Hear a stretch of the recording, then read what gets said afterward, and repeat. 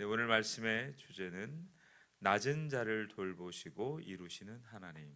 낮은 자를 돌보시고 이루시는 하나님. 네, 시편 우리 그 전장인 137편은 바벨론 강가에서 눈물로 탄식하는 포로들의 노래입니다. 그리고 오늘 읽었던 이 말씀은 이 137편과 다르게 하나님께 어떠한 신앙을 고백하고 있냐면 1절이죠. 내가 전심으로 주께 감사하며 라고 고백하고 있습니다.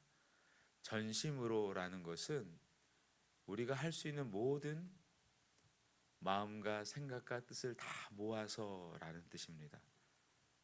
주께 감사한다. 흑인 노예들이 과거에 시편 137편으로 자신들의 처지를 노래했습니다. 포로가 되었다는 것은 자유가 박탈당한 삶이죠. 더 이상 이동과 거주와 심지어는 결혼과 출산에 그 모든 인간이 누려야 될 것들에 관한 제약이 왔다는 거죠. 그게 포로됨입니다.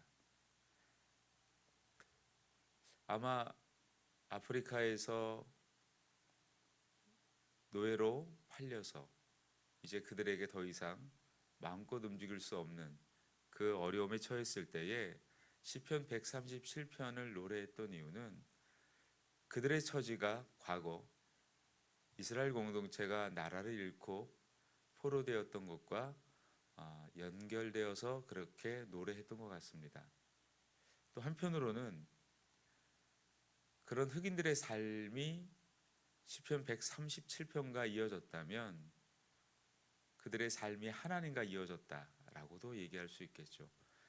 우리의 처지와 우리의 환경이 우리의 삶을 어렵게 할 때에 저와 여러분의 삶이 말씀과 이어져 있고 그 말씀을 말씀하신 하나님과 이어져 있다면 가장 좋은 은혜를 받고 있다라고 우리는 말할 수 있습니다. 신앙을 선택하는 것 같아도 큰 틀에서 보면 하나님이 우리를 불러주셨죠. 그리고 또 우리는 그 하나님의 부르심 안에서 많은 선택을 하고 살고 있습니다. 그러나 우리가 신앙이라는 것을 봤을 때에는 선택을 하지 않는 선택이 아니라 많은 사람이 선택한 것을 선택하지 않는 선택을 해야 돼요. 그래서 예수를 믿는 것이 조금 불편합니다. 우리가 선택이라는 것은 보편적인 것, 많은 사람들이 하는 것이 훨씬 쉽습니다. 그런데 사람들이 잘 하지 않는 선택을 하는 것, 보편적인 선택을 하지 않는 것, 그것이 어렵죠. 자유가 없다라는 것은 선택할 수 없다라는 겁니다.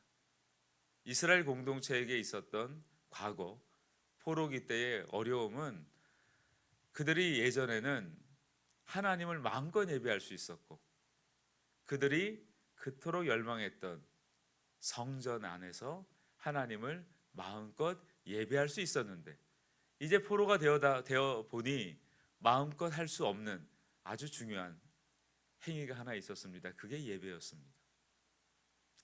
그런데 하나님께서 이스라엘 공동체를 내버려 두지 않으시고 그들에게 이제는 그 예배를 마음껏 선택할 수 있도록 하나님이 귀환하도록 인도하셨다. 이것이 바벨론에 있었던 이스라엘 공동체가 다시 돌아오고 그 돌아옴 삶 속에서 하나님을 예배했다. 그 내용이 어제 나눴던 시편 126편의 말씀이었습니다. 내가 전심으로 주께 감사하며 신들 앞에서 주께 찬송하리이다. 다윗이 한 시편의 내용과 전장인 137편의 내용은 시간의 공백이 너무 크죠. 그런데 왜 이렇게 시편을 편집했을까? 다윗이 주님을 찬양했던 이유를 말하고 싶었던 것 같습니다. 2절에 보면 내가 주의 성전을 향하여 예배하며 주의 인자하심과 성실하심으로 말미암아. 주의 인자하심과 성실하심. 우리가 이 두 단어는 시편에 많이 반복되고 있습니다. 어떤 뜻일까요? 인자라는 것은 여러분들이 알고 있는 다양한 어떤 의미도 있겠지만 하나님의 인자하심은 도대체 무엇일까? 신약에 와서야 어떻게 보면 더 깊은 이해가 나왔다라고 봅니다. 참는다, 기다린다, 아니면 우리가 용서한다. 다양한 의미를 담아둘 수 있겠지만 인자라는 단어를 완벽하게 이루신 분이 예수 그리스도입니다. 아무리 우리가 스스로를 겸손하게 만들고 낮추어도 나와 전혀 상관이 없는, 나와 연관이 1도 없는 그 대상을 위해 우리는 목숨을 던지진 않습니다.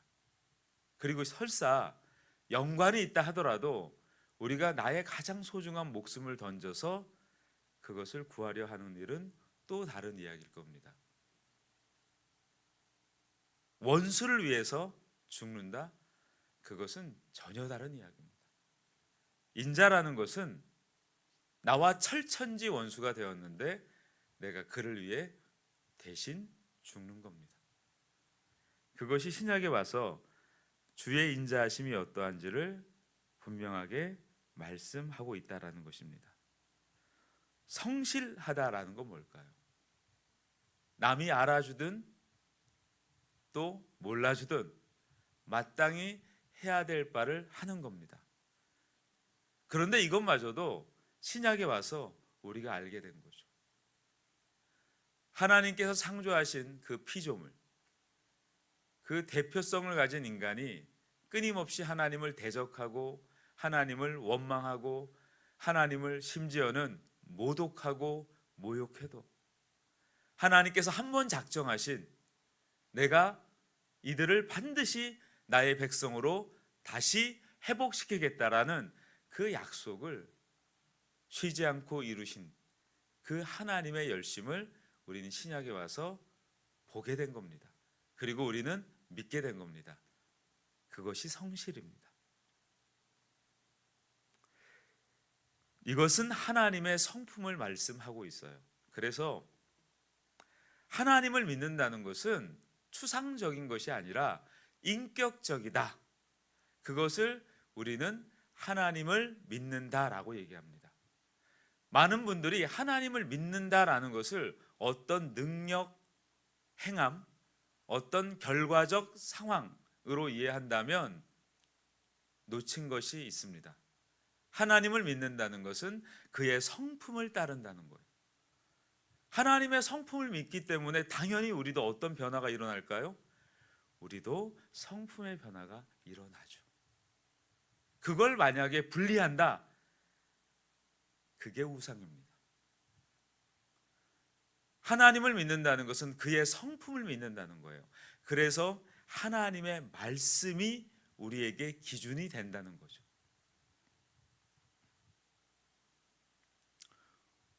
오늘 본문은 뭐라고 말씀하고 있습니까? 이는 주께서 주의 말씀을 주의 모든 이름보다 높게 하셨습니다. 말씀을 주의 이름보다 높게 했다라는 게 뭘까요?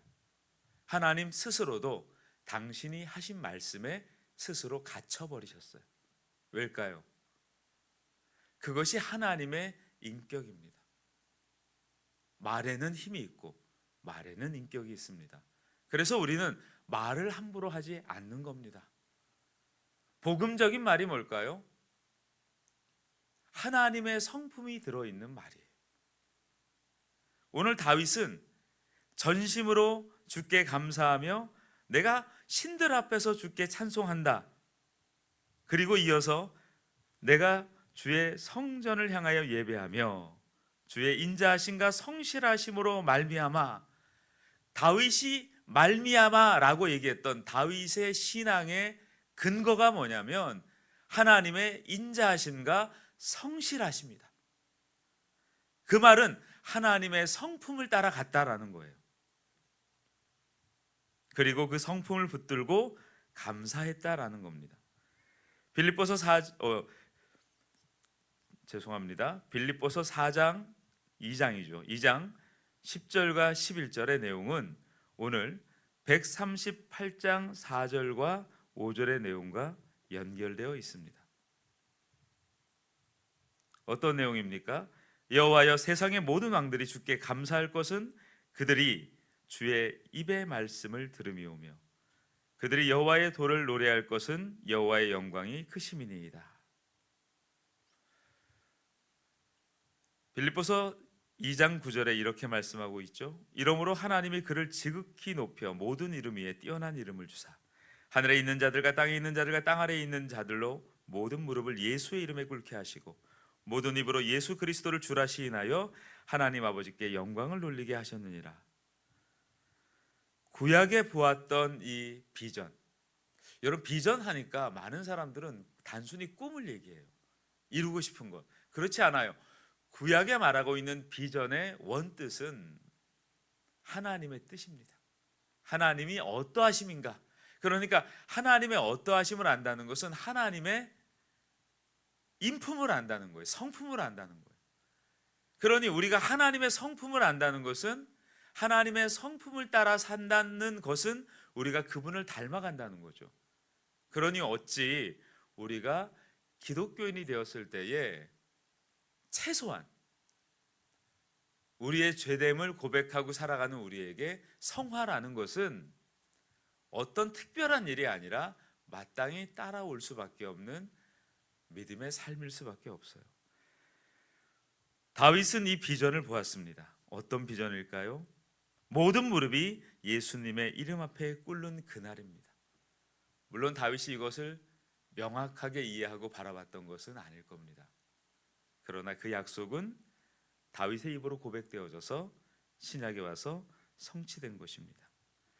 주님은 낮은 자를 돌보시고 끝까지 이루시는 하나님입니다. 오늘 6절이죠. 여호와께서는 높이 계셔도 낮은 자를 굽어 살피시며 멀리서도 교만한 자를 아심이니이다. 아마 138편의 가장 중심되는 말씀이지 않을까 싶어요. 여호와는 높이 계셔도 낮은 자를 굽어 살피십니다. 지극히 높고 거룩하신 하나님이 통회하고 겸손한 자와 함께 하신다고, 그리고 하나님께서는 이 말씀을 통해 지금 드러나 계십니다. 빌립보서 2장 6절과 8절에도 이렇게 말씀하고 계시죠. 그는 근본 하나님의 본체시나 하나님과 동등됨을 취할 것으로 여기지 아니하시고 오히려 자기를 비어 종의 형체를 가지사 사람들과 같이 되셨고 사람의 모양으로 나타나사 자기를 낮추시고 죽기까지 복종하셨으니 곧 십자가에 죽으심이라. 오늘 다윗은 자신의 능력이나 상황이 아니라 하나님께서 지금도 낮은 자를 굽어 살피신다. 그 말은 신약에 와서 우리가 더 깊이 이해하게 된 거죠. 인간의 몸을 입고 이 땅에 오셔서 우리를 구원하시기 위한 하나님의 놀라운 역사를 이루셨다라는 것입니다. 오늘 그래서 이 말씀은 다윗을 통해서 이렇게 고백하고 있는 거죠. 여호와께서 나를 위하여 이루실 것이다. 그 말은 뭘까요? 우리 인간은 겸손할 수 없어요. 왜냐? 죄는 겸손과 동떨어진 이야기입니다. 그러므로 우리는 끊임없이 무엇을 바라봐야 될까요? 그리스도의 겸손입니다. 그것은 하나님의 어떠하신가 이어져 있다라는 거예요. 오늘 6절에도 보면 여호와께서는 높이 계셔서 낮은 자를 굽어 살피신다라고 분명히 말씀하고 있어요. 하나님이 높이 계시다는 것은 그분의 영광입니다. 그리고 굽어 살피신다는 것은 그가 스스로 어디까지 낮아지셨는가를 우리가 보게 되는 것입니다. 다윗은 이것을 고백하였고 우리는 이 고백을 통해 그리스도의 영광과 그의 낮아지심을 보게 됩니다. 그리고 교만한 자를 아신다라는 것은 뭘까요? 하나님께서는 우리의 중심을 알고 계신다는 거죠. 그래서 여러분들의 삶과 처지가 어떠하든 상관이 없습니다. 왜냐하면 하나님의 영광이 우리 위에 있고, 그리고 그 영광 아래 우리가 있다라는 것은 그 영광을 친히 내어버리시고 우리와 함께 하신다는 말씀입니다. 오늘 시편 138편을 통해서 우리가 꼭 기억해야 될 중요한 내용이 있어요. 그게 뭘까요? 하나님은 신실하시다라는 거예요. 다윗이 경험한 인자와 그리고 그의 성실은 설명되어지는 것이 아니라 삶으로 드러나는 것입니다. 고난의 현실을 지나면서도 하나님의 신실하심을 붙들고 감사한다. 이것은 결국에 우리 삶의 태도와 모습일 겁니다. 그리고 더 중요한 것은 하나님의 언약은 반드시 이루어진다라는 거죠. 왜냐하면 그것은 우리 때문이 아니라 하나님 그 스스로 가지신 그분의 성품 때문입니다. 그러니 얼마나 감사합니까? 우리의 성품이 아닌 우리는 그분의 성품을 따라가는 존재들입니다.